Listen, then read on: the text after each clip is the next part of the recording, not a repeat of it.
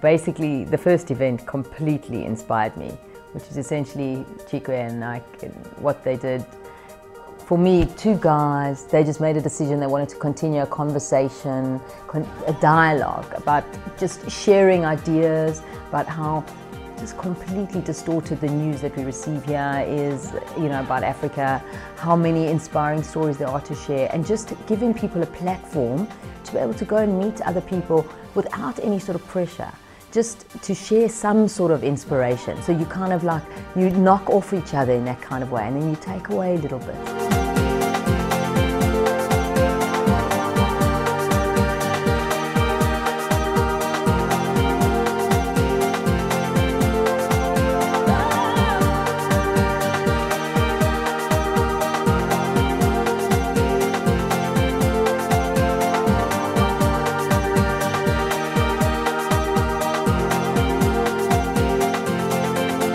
Together when we were invited to TED Global in Arusha, and we went to this amazing conference and saw amazing African speakers speak, and after the conference we asked, okay, so what next?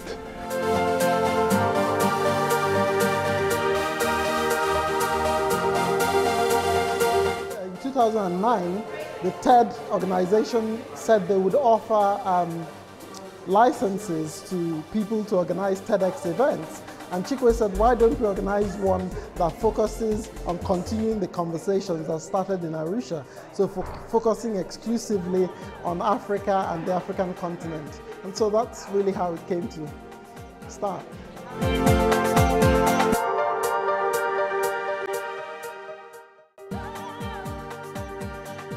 I think my expectations are just to continue to hear different perspectives as to what's going on the continent and different ways that people can get involved. And so really trying to hopefully counterbalance some of the negative stereotypes that continue to be out there in the media in terms of the perception of Africa and the portrayal of Africa to the rest of the world. So, I'm looking forward to hearing just innovative thinking. I'm hoping to hear some very ambitious, capable people come up with some real-life solutions that each of us can implement day to day, and things that we can just take away on how to really improve the situation and get us into a leading position. I'm looking forward to mixing with similarly minded Africans based in London. I'm hoping that I'm going to be inspired. I'm hoping to go away with new ideas that will hopefully inspire me to write new music. I expect to learn a lot of things, and I expect to have the world see what's happening in Africa, and that we're not a sleepy backwater. All I need to do is to achieve a situation where 1 million people in my country make $1,000 a month. That's it. And today is my work made out of tree bark. Yes.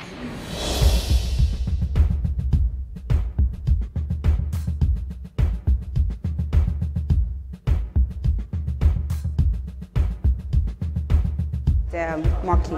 It is our job. It is our job as Africans to present our best foot and to tell the positive stories. But I think Lola really tugged at my heart. That part of the problem, especially with our young boys, is that sometimes they do get sex education in school, but we're not talking about sexual violence. We're not talking about the damage that it does to the young women in Africa. I think that Mr. Kola Karim, entrepreneurship. Entrepreneurship is just that act of being able to identify a market and try to tie a product that you could devise to fit that market. That's the act of entrepreneurship. Simple. I'm really looking forward to hearing Arnold Ekpe speak. Now, the reality of it is, the empirical evidence is that no foreigner has ever developed a country. The nationals develop their own countries. I like Lord Boateng as well. And reimagining Africa. We can only do so if we recognize the importance to Africa, to its development, of science, technology, innovation, and agriculture. The particular speaker I'm looking forward to hearing, Mrs. Toyin Saraki. I know she's very inspirational. I believe that leadership is how you deal with the challenges that you face in your life and the knowledge that you pick up from the way you deal with it and whether you squander it or whether you share it. Jerome Okoro, he was amazing. I think that was, for me, that was the highlight of the day. Once we can tell ourselves the truth, once we can rebuild the confidence, and once we can recreate that legitimacy and end the civil wars and end the killings, then we can send any Nigerian to the room to change the light bulb. Thank you. But obviously, I really like Helen, but that's because, you know, she's South African, I know her. And for me, because her story is completely grassroots. So if you think of South Africa, my words are, don't think of the great leaders, and they're not such great leaders. Don't think of all the other things. Stand up and praise the women on the ground who sacrificed their lives. And there were many, whether thousands, because we have on record over 1 million children that have passed through their hands, not through mine. And they have been the backbone. And I dedicate this talk to my mamas in South Africa. Thank you. I think this afternoon has exceeded my expectations. It's been absolutely fabulous. I've had a brilliant afternoon. I've been challenged, inspired, you know, asked to debate and question, and it's been brilliant. It's really exceeded all of my expectations. Oh, actually, I've had a wonderful time today. I mean, all the speakers have been amazing. And I'm completely inspired and in awe of all the speakers, and I feel like I'm getting back to who I am and feel rejuvenated about the continent, and that there are positive things coming out of the continent, positive people, positive ideas, and I feel inspired, and hopefully I can take something from this experience and go forward.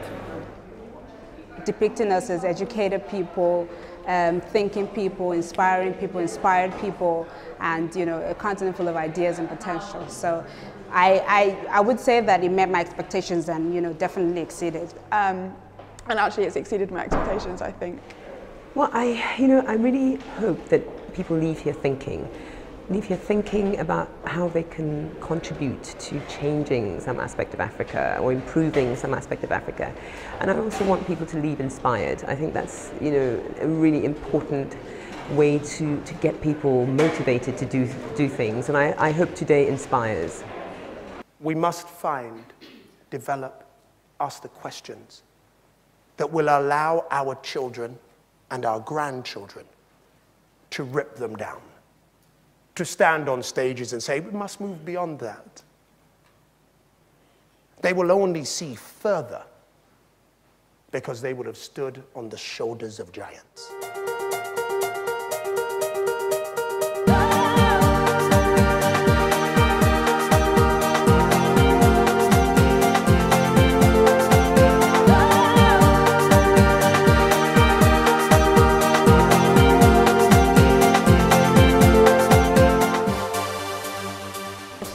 Next year, we hope to have even more people, have a bigger venue, have more speakers, and, you know, basically just sort of continue the tradition of excellence that we've started. It's driven by the energy in the room, and every year we wonder, can we do this again? Can we make it better? What can we do? But at the end of the day, we know we've got something here that we can't let go of, because the spirit is so strong from the people in the room, from the speakers, and that's what drives it. Our vision, I would say, is really to just inspire change in Africa. That's all it's all about. We want TEDxEuston to play a role in inspiring change all across Africa, and if we can provide a platform for us to tell our own stories in our own way, then we've done our job. Until lions learn to write, hunters will tell their stories for them.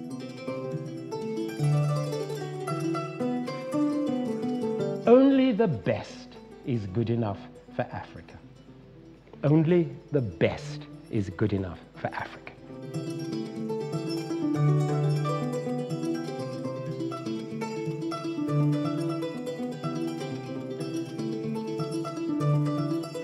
Kumba, kumba, kumba, kumba.